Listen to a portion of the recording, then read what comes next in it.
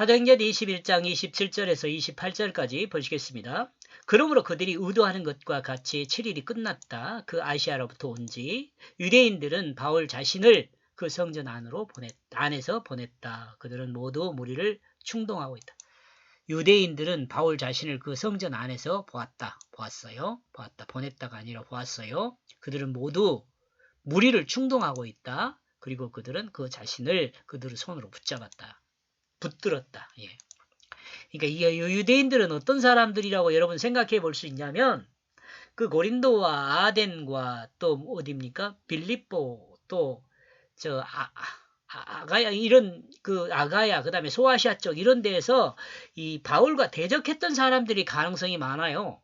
이 사람들이 이제 다 몰려와 가지고 이 바울을 잡은 거죠. 이렇게 생각해 보면 돼요. 에스라모 온 지 7일이 지났습니다. 그리고 율법에 열심인 유대인들이 바울을 성전에서 보았습니다. 그러므로 율법에 열심인 자들이 서로를 충동하여 바울을 그들의 손으로 붙잡았습니다. 이 바울이 결례를 행한 것 또 뭐 알지 못해요. 이 사람들은. 그냥 무조건 잡은 거예요.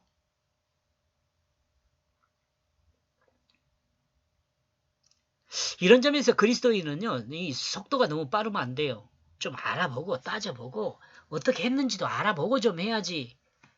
무턱대고 자신들이 알고 있는 그 지식으로만 문제를 해결하려고 그러면 무리가 따르죠. 잘못된 일을 행하게 되는 거예요. 28절 그들은 외치고 있다. 이스라엘 사람들아 너희도 도와라. 이 사람이 그 사람이다. 그는 이 백성과 율법에 대항하고 도처의 장소들의 모든 이방 사람들에게 가르치고 있다. 더욱이 또한 역시 그 헬라인들을 이 성전 안으로 끌어들였다. 그러므로 여기 이 거룩한 장소를 더럽혔다. 흩어졌던 유대인들이 수만 명이라 그래요. 수만 명. 6월절이 되어 예루살렘 성전으로 모인 것이죠. 이들은 대부분 그리스도인들은 아닙니다. 그리스도인들은 아닙니다. 대부분 그리스도인들은 아닙니다. 그리스도인들은 아니다. 성령 강림인 오순절이 아니라 유대 명절인 6월절을 지키기 위해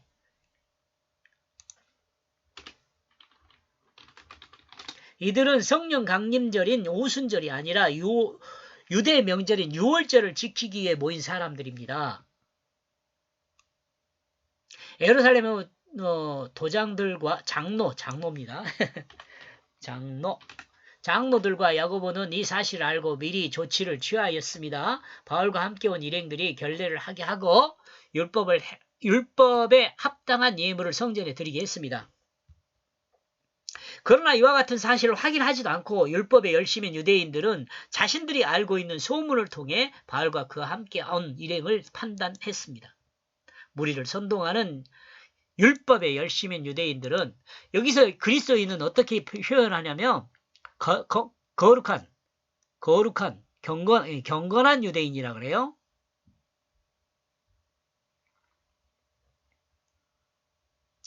율법에 열심인 유대인들은 바울이 율법과 이스라엘 백성을 대적하고 있다.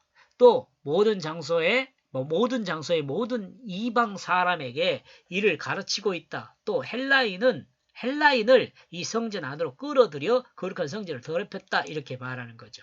참고로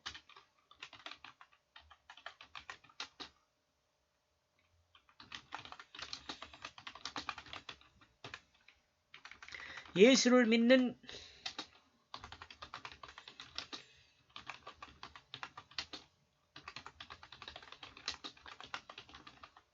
표현합니다. 성경은요. 참고로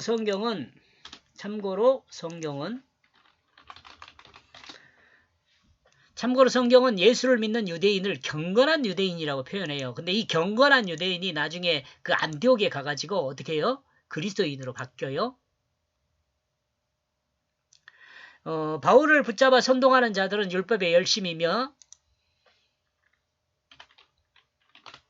아마 바리새인들일 가능성이 있다고 봅니다. 만약 이것이 사실이라면 바울이 바리새파 사람이라는 점을 생각하면 바울에 대한 반감이 강한 사람들이었을 수 있습니다. 배신 때문에. 바울이 배신했다 이렇게 생각할 수 있잖아요. 율법의 열심인 유대인들의 개념과 다른 이해를 가지고 있는 헬라인들에게 예수 그리스도 복음을 가르치는 것이 얼마나 어려운 것인지에 대한 관심도 이해하려는 의도는 관심과 이해하려는 의도는 유대인들에게 전혀 없었던 것 같습니다. 이게 무슨 말이냐면 바울이 이방인들에게 예수 그리스도 복음을 가르치는 게 얼마나 어려웠겠어요. 그러면 이 어려운 것에 대해서 유대인들이 좀 생각을 해야 하는데 이런 건 생각하지 않는 거죠.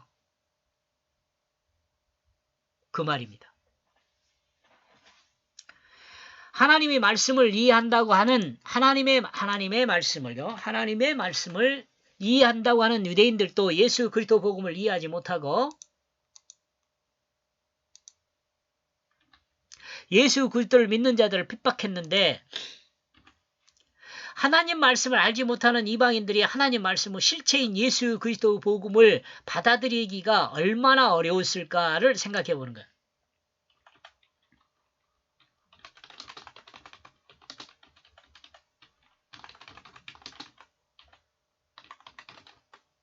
또 이들에게 설명하기가 얼마나 어려웠을까도 생각해 봅니다.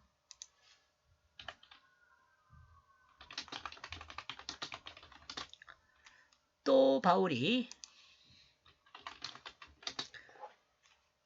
유대인들은 바울의 이와 같은 이방 상황엔 관심이 없고 오직 율법을 지키느냐 지키지 않느냐에 관심이 있습니다. 이와 같은 원인은 유대인들이 하나님 말씀을 하나님의 뜻으로 이해하지 못하고 제가 늘 하는 말이죠. 자신들의 조상이 물려진 장로들의 유전으로 이해했기 때문입니다. 장로들의 유전으로 이해한다는 것은 인간 지식으로 하나님 말씀을 이해한다는 것. 인간의 관점으로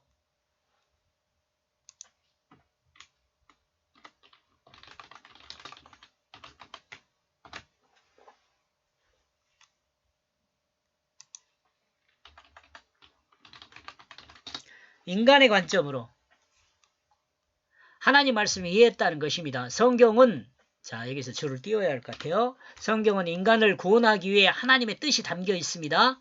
성경은요. 구약이나 신약이나 동일해요. 성경은 인간을 구원하기 위한 하나님의 뜻이 담겨 있습니다. 하나님은 인간을 구원하기 위해 하나님 백성으로 만들기 위해 인간의 언어로 된 인간의 이야기 안에 하나님이 하나님의 그 구원의 뜻을 담아 계시하셨습니다. 그 구원의 뜻을 담아 계시하셨습니다. 유대인들은 이 말씀을 인간의 규범으로만 이해했습니다. 정욕을 따르는 자기중심의 마음을 죽이고 자기중심의 그 마음을 죽이고 하나님 말씀을 따라 새롭게 거듭나야 함을 이해하지 못했어요. 유대인들은.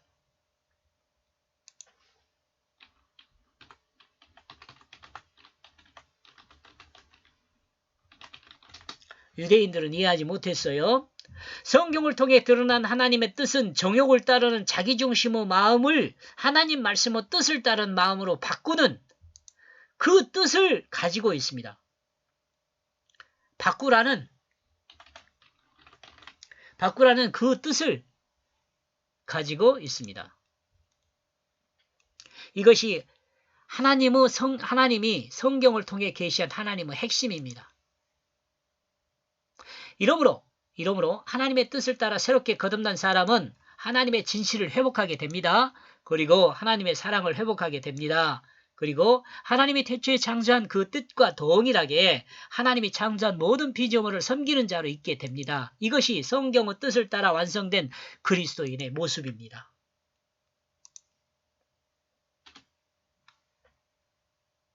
완성된 그리스도인은 진실한 사랑으로 하나님이 창조한 모든 피조물을 섬기는 자로 살게 됩니다. 이러므로 율법의 열심인 유대인들의 주장은 불합리합니다. 정욕을 따르는 자기중심의 마음으로 율법을 행할 수 없고 진실한 사랑으로 하나님이 창조한 모든 피조물을 섬길 수도 없습니다. 이를 증거하는 자들이 율법의 열심인 유대인들입니다. 유대인들의 삶을 보면 이걸 알 수 있잖아요. 이러므로 정작 하나님의 성전을 더럽히고 있는 자들은 누구요? 하나님 말씀의 뜻에서 벗어나 자기 마음대로 행하는 유대인들이죠. 아멘. 여기까지 보겠습니다. 고맙습니다.